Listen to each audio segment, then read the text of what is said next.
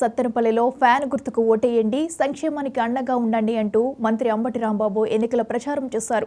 ఇంటింటికి తిరిగి ప్రచారం చేశారు. టీడీపీ నేతలంతా కలిసి పెన్షన్దారులపై కక్ష సాధింపు చర్యలు మొదలుపెట్టారన్నారు. 5 ఏళ్లుగా నియోజకవర్గంలో రౌడీయిజాన్ని అణిచివేశామని, ఏ వర్గానికి ఇబ్బంది లేకుండా పరిపాలించామని వివరించారు. భవిష్యత్తు మెరుగుపడాలన్నా, సంక్షేమ రాజ్యం కొనసాగాలన్నా వైసీపీని గెలిపించి ప్రజలంతా జగన్కు అండగా ఉండాలని అంబటి రాంబాబు కోరారు.